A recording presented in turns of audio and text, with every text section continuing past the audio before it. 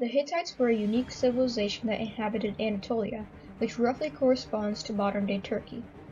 Their native tongue was part of a now-extinct language subfamily known as the Anatolian languages. Very little is known about these people, who were the original inhabitants of Anatolia, before the Turks and even before the Greeks. The Hittite Empire was created by people known as Hatti. The Hatti homeland was located in central Anatolia. The Hittites themselves thought their story began with a king named Libarnus. Very little is known about this king other than this fact. However, his son Hattusili was a prominent leader. Under Hattusili, the cities of Kusara and Hattusa were united. The former of the two is yet to be located, but was the capital of the ruling dynasty at the time. Hattusili changed the capital to Hattusa, which would continue to be the Hittite capital for the majority of their existence. During Hattusili's reign, he campaigned south into modern-day Syria, where a kingdom called Yamhad was located. He would reach Yamhad's capital, Halab, or modern-day Aleppo, and attacked it. However, he did not seize it to be part of their kingdom. Hattusili chose his successor to be his grandson, Mursili I. Mursili continued his grandfather's conquests and attacked Mesopotamia, culminating in the sacking of Babylon. Mursili transferred Babylon to the hands of their ally, the Kassites. Skirmishes with the Hurrians, who were the Hittites' eastern neighbors at the time, forced them to retreat back to their capital, but not before they obtained large amounts of riches. This campaign in Mesopotamia may also have helped to introduce the cuneiform writing into Anatolia, and would become the primary way that the Hittites kept track of in written records. Mursili returned to their capital, Hattusa. He was assassinated. This marked the beginning of a weak period for the Hittites. Less powerful kings took the throne in the next few decades, and the Hurrians took swaths of land from the Hittites. They reached the coast of the Mediterranean, where they formed a kingdom in modern-day Cilicia named Quetzalcoatl. The next significant ruler was Telipinu, who secured more land by pitting Quetzalcoatl and the main Hurrian state of Mitanni against each other. A noteworthy accomplishment of Telipinu was his establishment of a law of succession, which prohibited the murder of a monarch because of his wrongdoings. He likely established this to prevent succession crises from recurring. After Telipinu, the Hittite kingdom once again fell into a period of weakness and obscurity. This was likely because they were attacked by many of its neighboring states. Hurrian states once again took control of Hittite lands, this time seizing land around Syria. However, Hurrian rule over Syria was short, and the land was taken by the Egyptians under Thutmose III. This may have been the first alliance between Egypt and the Hittites, although it did not last long.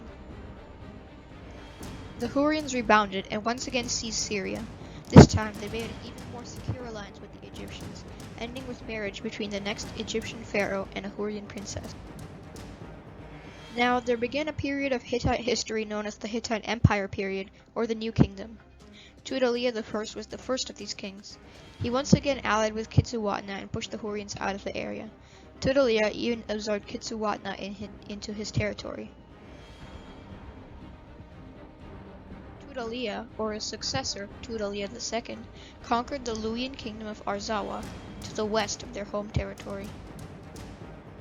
The next Hittite monarch was under attack from many of their neighbor kingdoms, one of which even burned Hattusa. The Hittites once again rebuilt with the help of their king Suppiluliuma I, who campaigned in Syria, taking control of the kingdom of Yamhad.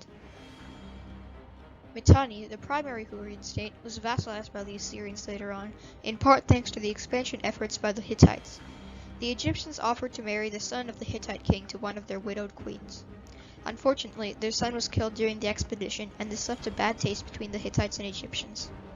However, the Hittites had another problem in their hands, as the Assyrians continued to grow and they were beginning to be a threat to the Hittite power. The Assyrians continued their expansion and seized the city of Carchemish, which had served as the boundary between Mesopotamian and Anatolian civilizations.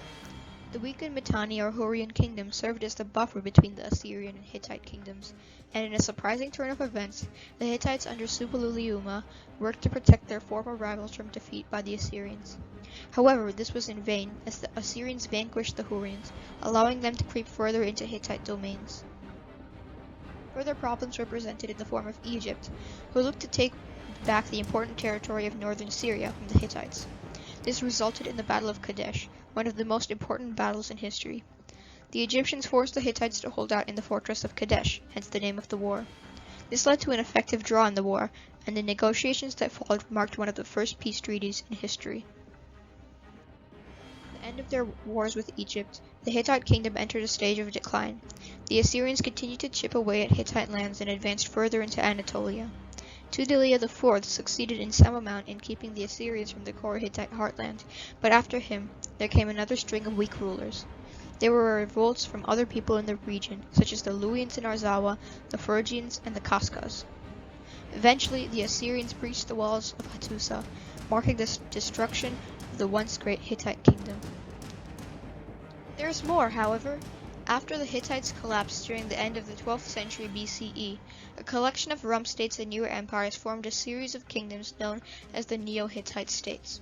I will be discussing them in another video, and please consider subscribing to be notified when it is released.